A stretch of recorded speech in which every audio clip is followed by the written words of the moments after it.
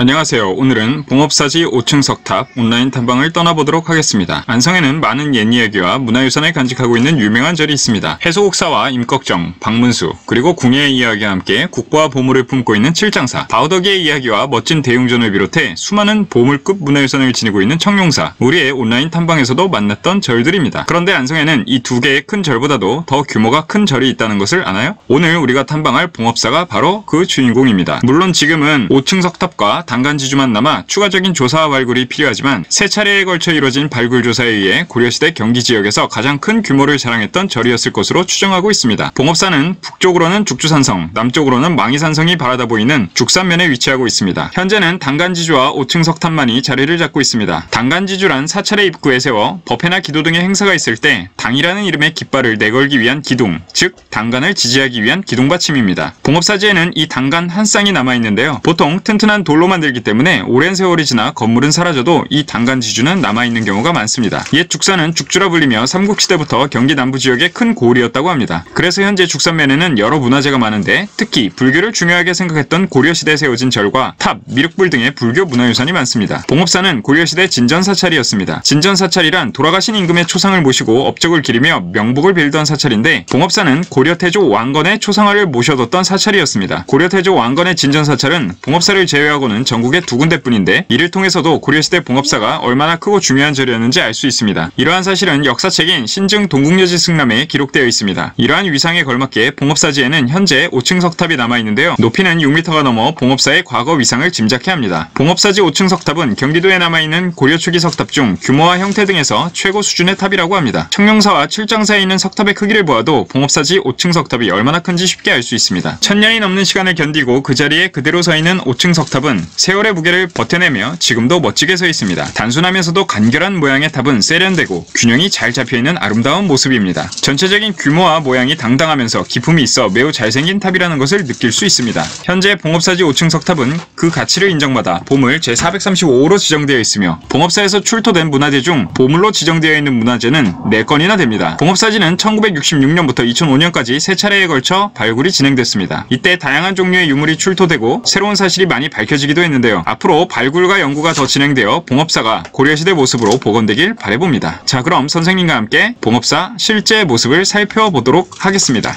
자, 선생님은 지금 봉업사지 5층 석탑에 있는 봉업사 터로 가는 길입니다.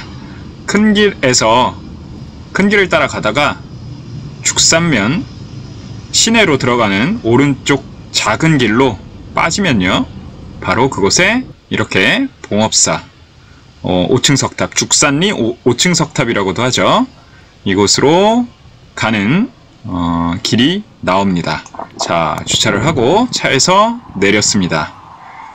자, 설명드린 당간지주입니다. 당이라는 커다란 깃발을 높이 걸어두기 위한 당간을 지지하던 받침대 역할을 했다고 보시면 되고요. 굉장히 큽니다. 이 커다란 돌이 지지했을 당간은 또 얼마나 컸을지 짐작이 잘 안 갈 정도로 굉장히 크고요. 자, 이 절터는 3차례에 걸쳐서 유물조사, 발굴 작업을 거치고 지금 이렇게 터를 조성해 놨고요. 고려태조 왕건의 초상화를 모셨던 진전사찰이라는 설명, 안내판을 확인할 수 있었습니다.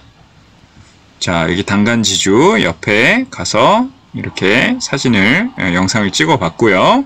선생님 키보다 굉장히 더 큰 커다란 돌덩어리로 된 지주 이렇게 나와 있는데, 아까도 말씀드렸다시피 이렇게 커다란 지주가 지지를 했을 그 당간은 또 얼마나 높고 컸을지 상상이 잘 안 되는데요. 자, 이렇게 저 앞에 이제 5층 석탑이 보입니다. 앞으로 걸어가고 있는 중이고요.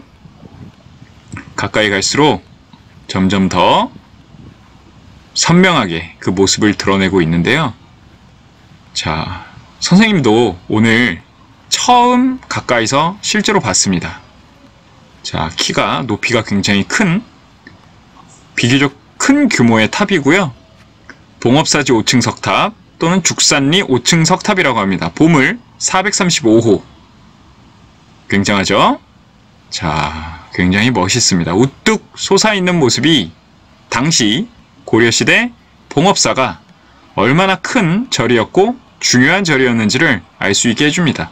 고려 태조, 고려를 세운 임금이었던 왕건을 모셨던 절이 우리나라에 3개뿐이라고 했는데 그 중에 하나였다고 하니 얼마나 큰 절이었을지 알 수 있겠죠?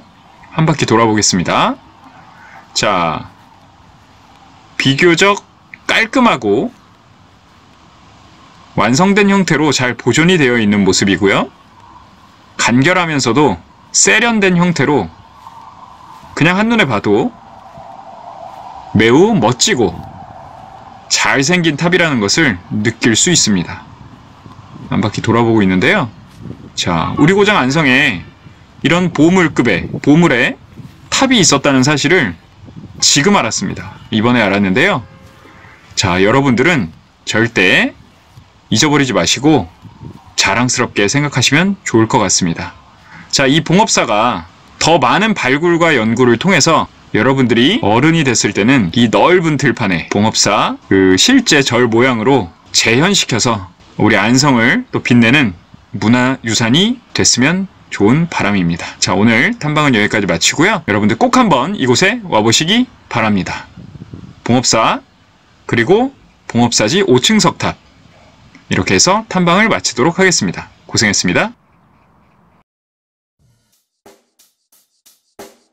Check the mic and make sure it sound right, boys.